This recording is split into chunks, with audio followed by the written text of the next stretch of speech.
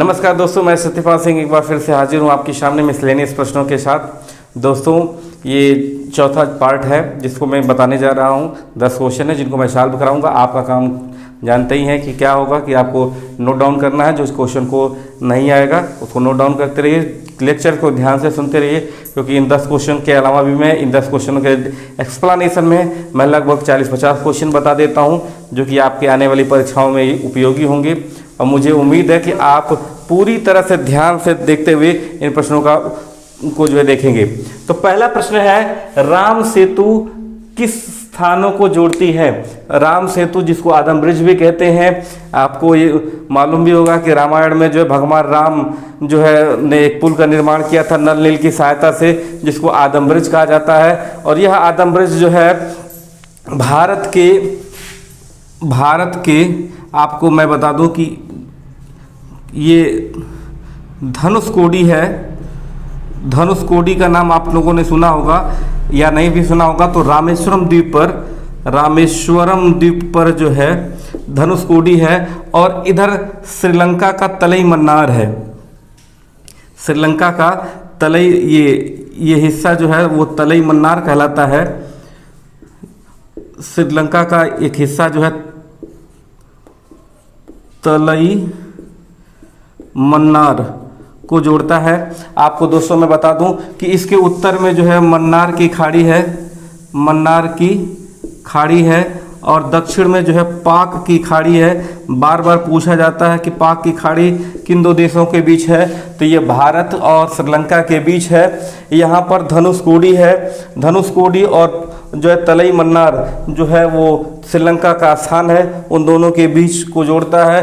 कहीं कहीं 3 फुट की गहराई है, कहीं कहीं 10 फुट या 30 फुट से ज़्यादा भी गहराई भी है। और यहाँ पर जहाज़ें नहीं जा सकती हैं। इसी के कारण जो है भारतीय जहाज़ों को चक्कर काट के इन स्थान से होकर भारत के इस हिस्से में आना पड़ता है। दोस्तों जो ये भारत है, भारत के इस हिस्से में आने के लिए पूरा श्रीलंका का चक्कर लगा के आना पड़ता है। इसी के लिए सेतु समुद्रम परियोजना चलाई गई थी, लेकिन कुछ विरोधों के कारण इसको पुनः रोक दिया गया है। तो ये सेतु समुद्रम परियोजना जो है वो किसके लिए है? तो पाक की खाड़ी और मन्नार की खाड़ी को जोड़ने के लिए। एक प्रश्न तो यही आ जाएगा कि, और अगला प्रश्न आ जाएगा कि राम सेतु के उत्तर में कौन सी खाड़ी है? तो उत्तर में मन्नार की खाड़ी है, दक्षिण में पाक की खाड़ी है। तलई मन्नार और रामेश्वरम द्वीप को जोड़ता है राम सेतु। अगला प्रश्न चलते हैं, स्टैचू ऑफ लिबर्टी यूएसए को किस देश ने गिफ्ट किया था या भेंट दी थी? तो स्टैचू ऑफ लिबर्टी जो है वो यूएसए में है। आपने देखा होगा कि एक ऐसे मशाल लेती हुई महिला जो है वो हाथ उठाए खड़ी है, उसी को स्टैचू ऑफ लिबर्टी कहते हैं। और ये न्यूयॉर्क के मैनहट्टन द्वीप पर है। न्यूयॉर्क के मैनहट्टन द्वीप पर है। इसकी स्थापना जो है 1886 में की गई थी। और ये जो है फ्रांस द्वारा जो है वो दिया गया था। फ्रांस द्वारा दिया गया था किसको? तो यूएसए को दिया गया था। और इसका जो प्रमुख जो है इस मूर्ति का जो प्रमुख मूर्तिकार था वो उसका नाम था फ्रेडरिक अगस्ते बार्थोल्मी।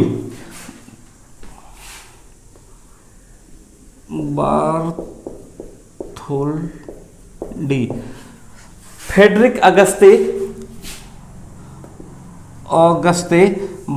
बार्थोल्डी जो था इसका प्रमुख जो है मूर्तिकार था। तो ये फ्रांस की भेंट थी यूएसए को। और आप जानते हैं कि मैनहट्टन में न्यूयॉर्क में जो है वो स्टैचू ऑफ लिबर्टी स्थित है। चलिए दोस्तों अगले प्रश्नों पे चलते हैं। किस भारतीय मस्जिद में मोहम्मद साहब की दाढ़ी का एक बाल सुरक्षित रखा गया है? तो दोस्तों मैं बता दूं कि मोहम्मद साहब के दाढ़ी का बाल जो है श्रीनगर के हजरत बल मस्जिद में रखा गया है। श्रीनगर आप जानते भी होंगे कि श्रीनगर के हजरत बल मस्जिद में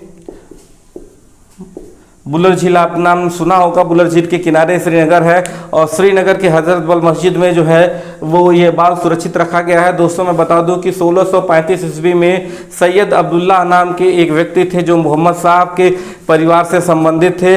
वो भारत आए और भारत आने के बाद वो कर्नाटक में बस गए। साथ ही साथ जब वो भारत आए तो वो अपने साथ एक जो है मोहम्मद साहब के दाढ़ी का एक बाल लेके आए थे और जिसको यहाँ पर रखा गया है। इससे एक संबंधित रोचक घटना भी है। यह एक यही दाढ़ी का बाल है जो कि जवाहरलाल नेहरू जब प्रधानमंत्री थे तो 1963 में 26 दिसंबर 1963 को यह अफवाह फैल गई कि दाढ़ी का एक बाल जो है गायब हो गया है, जिसको लेकर जो है श्रीनगर के सड़कों पर लोग दंगा भड़काने लगे और तमाम लोग जो है सड़कों पर उतर आए। बाद में इसके लिए एक आवामी कमेटी का गठन किया गया था लाल बहादुर शास्त्री के नेतृत्व में और फिर उसके बाद लाल बहादुर शास्त्री ने कमेटी ने रिपोर्ट दी और तब जाके रेडियो पे आके स्वयं जवाहरलाल नेहरू को आके कहना पड़ा कि नहीं वो बाल सुरक्षित मिल गया है और यह बाल आज भी सुरक्षित रखा गया है हजरत बल मस्जिद में। लेकिन एक यह प्रश्न जो है 2-3 बार रेलवे में भी आ चुका है और यह प्रश्न बार बार आता है कि हजरत बल मस्जिद कहाँ पर है, तो श्रीनगर में स्थित है। यह बात आपको ध्यान देना होगा। चलिए मित्रों अगले प्रश्न पे चलते हैं। भारत में शौचालय का जनक किसे कहा जाता है? भारत में शौचालय का जनक या सार्वजनिक शौचालय का जनक जो है वो विंध्येश्वरी पाठक को कहा जाता है। ये बिहार के रहने वाले थे और इन्होंने जो है शौचालय सेवा संस्थान की स्थापना 1970 में की थी।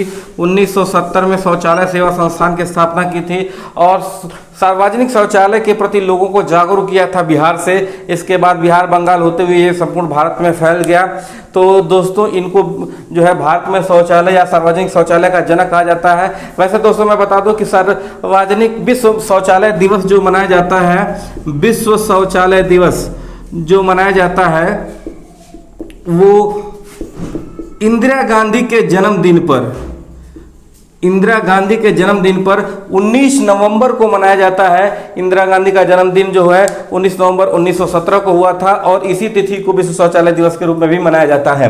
अगला प्रश्न है, गांधी जी ने किस अंग्रेजी पुस्तक का सर्वोदय नाम से गुजराती भाषा में अनुवाद किया था? तो गांधी जी जॉन रस्किन की पुस्तक से प्रभावित थे और उनकी पुस्तक जो थी अनटू द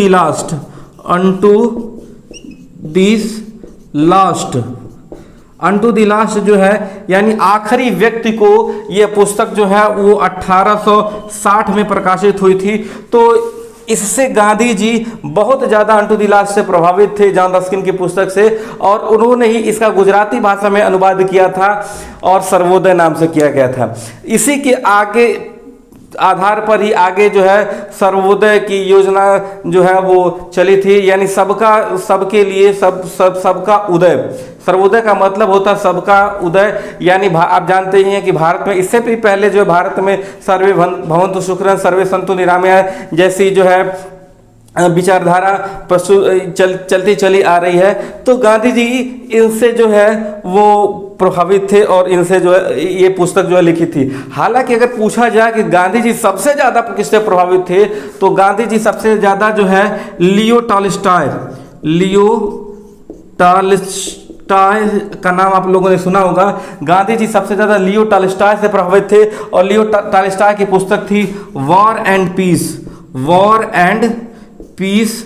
ये उनकी पुस्तक है लियो टॉल्स्टॉय की। गांधी जी से सबसे ज़्यादा प्रभावित थे। और अन्ना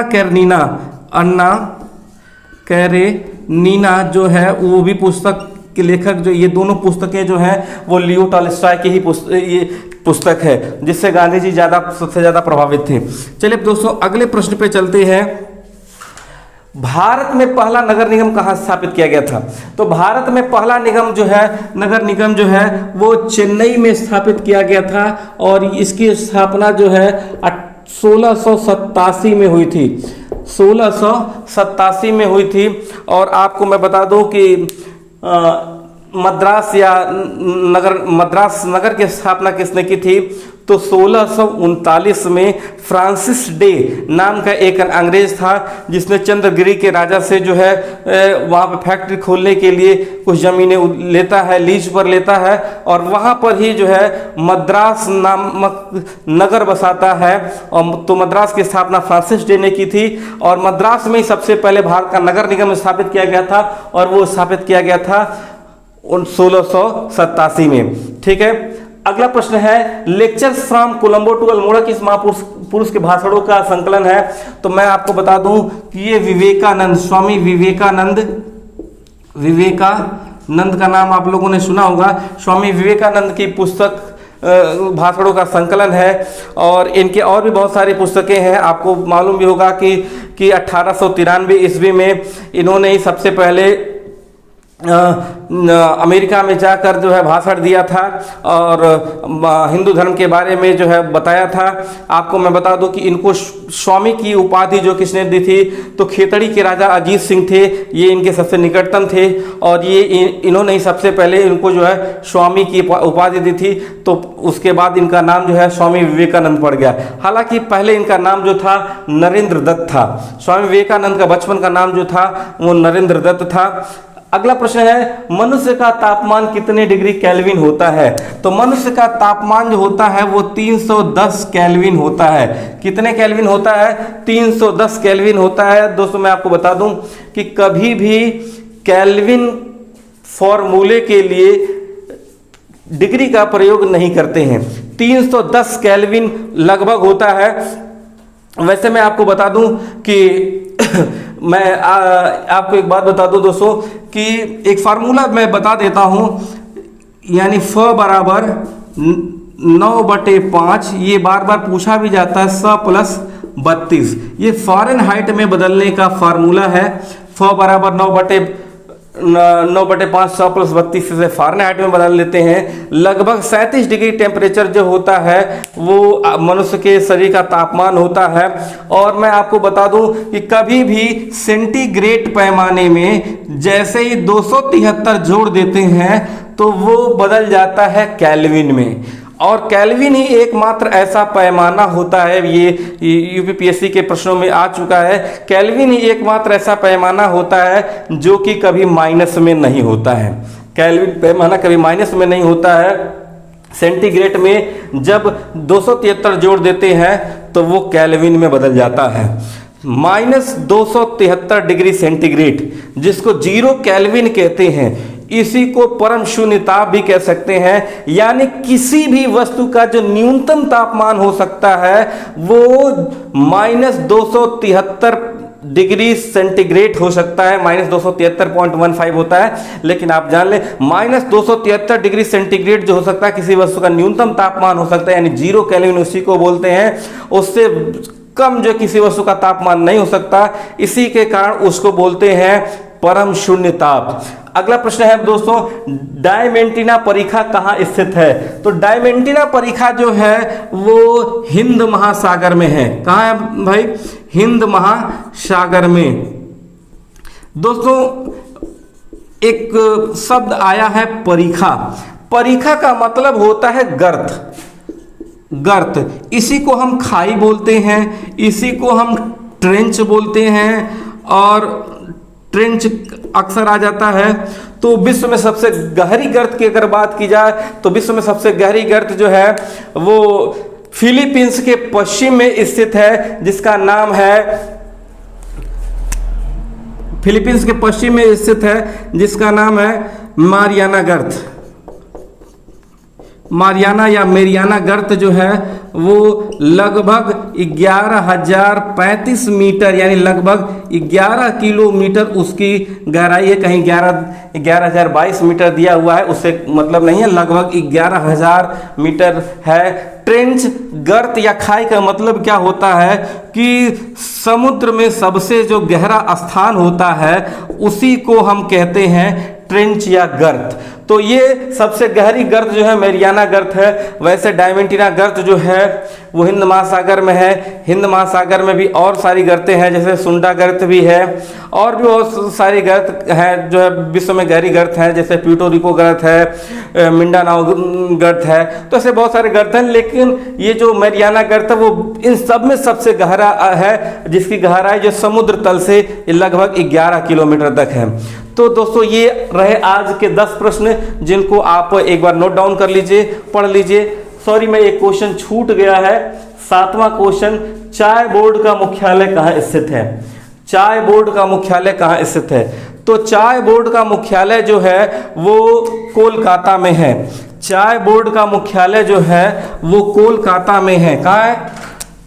चाय बोर्ड, अक्सर ये पूछ दिया जाता है, बोर्ड जो है वो कोलकाता में है। इसके साथ साथ मैं और बता देता हूं, क्योंकि यूपीपीएससी के प्रश्न में कई बोर्डों के नाम पूछ दिए गए हैं। रबर बोर्ड, रबर बोर्ड का मुख्यालय कहाँ है? तो रबर बोर्ड का मुख्यालय कोट्टायम, कोट्टायम, और ये पड़ता है केरल में। कहाँ पड़ता है दोस्तों? केरल में पड़ता है। इसके अलावा तंबाकू बोर्ड, तंबाकू बोर्ड, तंबाकू बोर्ड का मुख्यालय जो है वो गुंटूर में है, और ये जो वर्तमान में आंध्र प्रदेश में पड़ता है। तंबाकू शोध संस्थान की अगर बात की जाए तो वो राजमुंद्री में है। तंबाकू शोध संस्थान राजमुंद्री में है। तंबाकू बोर्ड का मुख्यालय अगर पूछा जाए तो वो गुंटूर में है। मसाला बोर्ड पूछा गया है, मसाला बोर्ड ये कोझिकोड में है।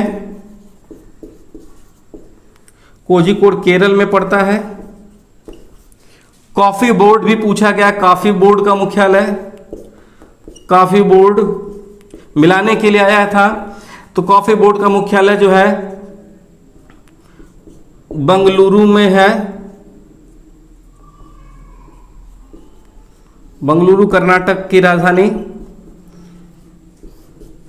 ये 7वां क्वेश्चन जो छूट गया था उसका उत्तर है। धन्यवाद दोस्तों।